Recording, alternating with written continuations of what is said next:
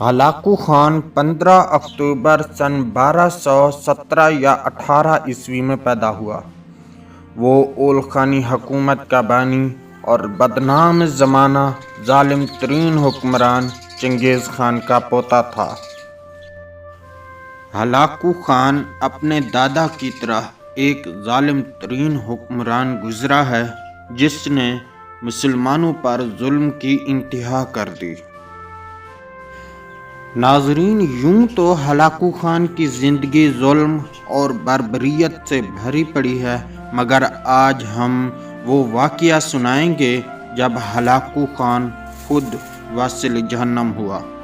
ناظرین، مورخین لکھتے ہیں کہ دنیا کا ظالم ترین حکمران اور وحشی انسان جب اپنے طاقتور گھوڑے پر بڑی شان اور غرور کے ساتھ بیٹھا ہوا تھا، چاروں طرف اس کی فوج تھی اور سب سے آگے ہلاکو خان کا گھوڑا تھا۔ اس کے سامنے مسلمان قیدی پیش کیے گئے جو 3 صفوں پر مشتمل تھے۔ ہلاکو خان نے حکم دیا کہ سب کے سر قلم کر دو اور خود گھوڑے پر بیٹھ کر تماشا دیکھنے لگا۔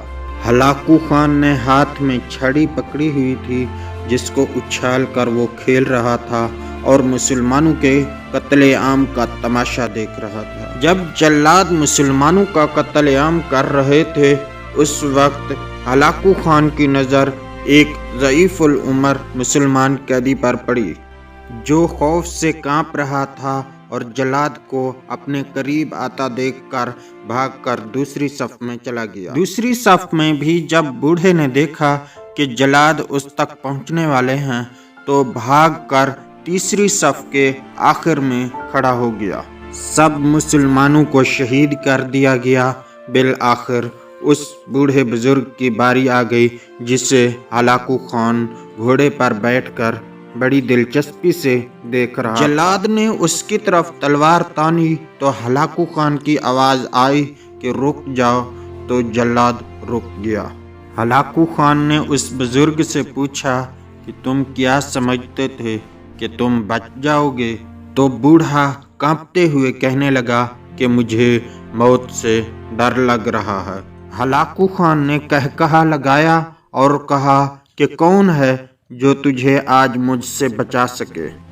اس بوڑھے بزرگ نے نگاہ آسمان کی طرف اٹھائی اور کہنے لگا کہ اللہ رب العزت مجھے بچا سکتا ہے۔ یہ کہنا تھا کہ ہلاکو خان نے غرور اور تکبر سے چھڑی آسمان کی طرف اچھال دی۔ واپس آتی چھڑی کو پکڑنے کی کوشش کی مگر وہ ناکام رہا۔ وہ جھکا اور چھڑی زمین پر گرنے سے پہلے پکڑ لی، مگر اس دوران اس کا پاؤں رکاب سے نکل گیا، مگر دوسرا پاؤں رکاب میں پھنس گیا۔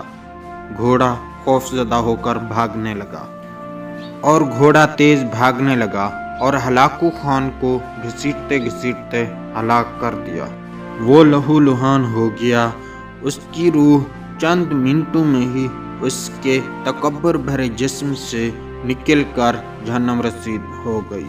ناظرین، اس واقعے پر اگرچہ مورخین متفق نہیں ہیں، مگر یہ دنیا کے ظالم حکمرانوں کے لیے عبرت ہے کہ مظلوموں کی آہ آسمانوں کو چیر کر خدائے واحد کی بارگاہ میں جاتی ہے۔ وہ بہترین تدبیریں فرمانے والا ہے جس نے مغرور ہاتھی والوں کو معصوم ابابیلوں سے ہلاک کروایا اور جس نے خدائی کے دعوے دار نمرود پر ایک کم تر مچھر مسلط کر کے ہلاک کیا۔ حقیقی بادشاہ اور حکمران وحدہ لا شریک ذات اللہ رب العزت ہے۔ ناظرین، اسی امید کے ساتھ آپ سے اجازت چاہیں گے کہ آپ کو ہماری یہ ویڈیو پسند آئی ہوگی۔ ملتے ہیں بہت جلد ایک نئی ویڈیو کے ساتھ، تب تک کے لیے دیجیے اجازت۔ اللہ آپ کا حامی و ناصر ہو۔